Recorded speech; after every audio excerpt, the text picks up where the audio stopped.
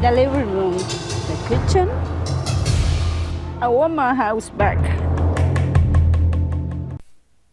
About 2 years ago, when Hurricane Maria hit, the country of Puerto Rico was devastated.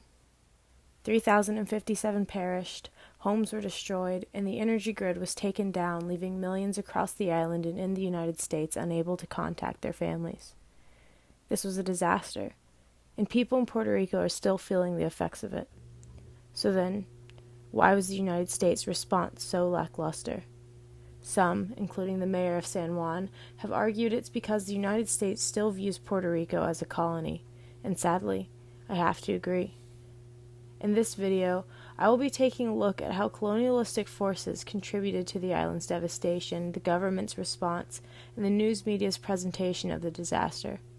Further, I will look at how Puerto Ricans and members of the diaspora are using social media to raise awareness about what happened and is still happening on the island, and how this inadvertently challenges the racist ideologies that permeate American culture. To begin, let's take a look at the history of colonialism and some of the theories around its impact. From the late 1400s to 1800s, European colonization was at its peak. It was during this time that Puerto Rico was first colonized by the Spanish. However, in 1898, it was acquired by the United States as part of the Treaty of Paris. For the purpose of this video, I want to look at the colonialist efforts in Puerto Rico through the lens of Stam and Spence's theory of the triad. According to their theory, the triad denotes the cycle of colonialism, racism, and the Third World. Colonialism, the process through which European powers gained economic, military, and political control over different countries, is often parent or partner to racism.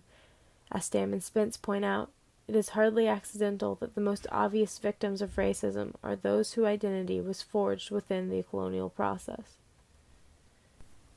The Third World flows from colonialism, meaning the countries who have been victim to colonialism and neocolonialism, those countries whose economic and political structures have been shaped by the colonial process, often become the Third World. Though Puerto Rico's status as a Third World country is debated, like other victims of colonialism, its economic and political structures have been impacted, and impacted negatively, by the efforts of the United States. These programs, though not explicitly, are enacted because of racism. Puerto Ricans to the U.S. government are seen as second-rate citizens, not real Americans. It's okay to make them suffer more because the land is nothing but a colony. Catalina Onís argues that there are 3 United States programs that have set the scene for the perfect storm of devastation: the Jones Act, Operation Bootstrap, and the Puerto Rico Oversight, Management, and Economic Stability Act, also known as PROMESA. The Jones Act, enacted in 1920, requires that all goods entering Puerto Rico arrive on U.S.-made, U.S.-staffed, and U.S. flag-carrying ships. For Puerto Rico, this causes higher shipping costs and further higher retail costs on items, contributing to the failing economy. Operation Bootstrap cemented Puerto Rican reliance on imported fossil fuels. 97% of the island relied on imported gas, causing residents in Puerto Rico to pay 2 to 3 times more than the average U.S. household on electricity. And lastly, PROMESA had officials proposing cuts to retirement pensions, closing K-12 schools, and cutting funding to public universities to fast-track emergency projects. These U.S.-enacted programs all caused great economic distress in Puerto Rico, lessening their ability to respond to natural disaster. And yet, the disaster of Hurricane Maria was framed by the U.S. government and major news outlets largely as if it were the country's fault, and that nothing could be done because Puerto Rico was a faraway location surrounded by big water, ocean water, at least according to President Trump. About the destroyed infrastructure, something that could be obviously traced back to the U.S. initiatives in the country, Trump tweeted, "Texas and Florida are doing great, but Puerto Rico, which was already suffering from broken infrastructure and massive debt, is in deep trouble," essentially blaming the situation entirely on Puerto Rico, and bragging how well mainland America was doing in comparison, completely ignoring the fact that Puerto Rico is technically part of America as well. The island's location and topography became an excuse for the slow relief response, with media reporting that the isolated location was a logistical nightmare, even though it only takes about 2 hours to get to Puerto Rico from Miami. And despite the fact that Haiti, located only 400 miles east of Puerto Rico, received aid almost immediately after their 2010 earthquake.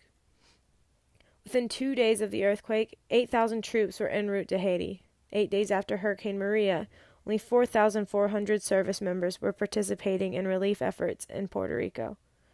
This can be traced back, some argue, to the racist imagery that people of the Caribbean are closer to nature than to culture, lagging behind on the evolutionary ladder so they can afford to be in these conditions, cohabitating with nature. But the truth is, Puerto Ricans can't. Because just like most in the modern world, they rely on infrastructure and energy to support their daily lives. But with the slow response and the fact that families are still without power almost 2 years after the hurricane, the United States is seemingly okay with ignoring that. But power and change can rise out of this, and it has.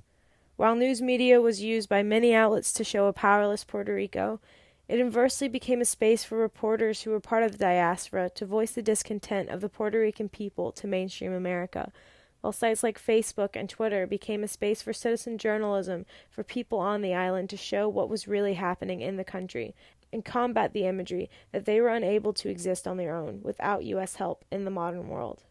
Puerto Rican celebrities like Jennifer Lopez and Lin-Manuel Miranda organized fundraisers for the countries and made visits to try to raise awareness of what was really going on the ground.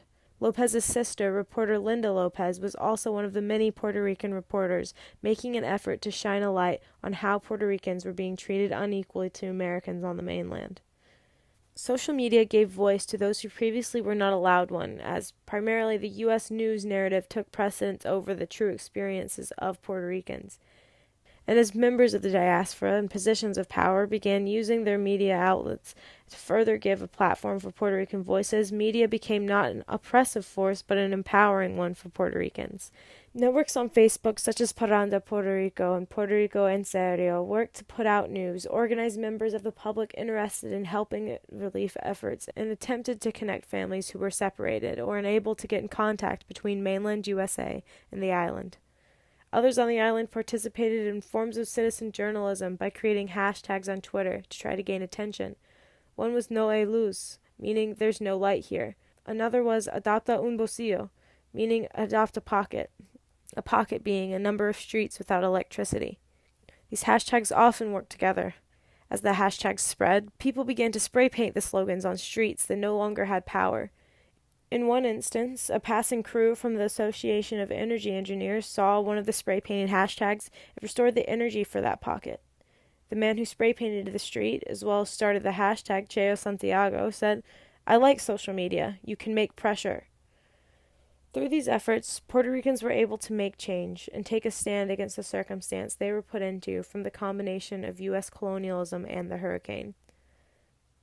This is not to say that there is not still work to be done. Many people on the island are still without power and shelter, and are considered to be second-rate citizens in the eyes of the U.S. government, who get no choice in both their status as Americans and what America could do to them. But situations are improving. With the hurricane stripping of the faulty infrastructure, the negative impact the United States has had on Puerto Rico has become undeniably clear. And in the wake of disaster, people on the island have been able to begin their own sustainable energy projects, with organizations such as Casa Pueblo, who built solar power hubs so that community members could use their energy sources while their own energy source was down. Or organizations like Boricua Organization of Organic Agriculture, which teaches students sustainable farming techniques. Perhaps recovery could lead to Puerto Rico finally gaining their own agency as a country.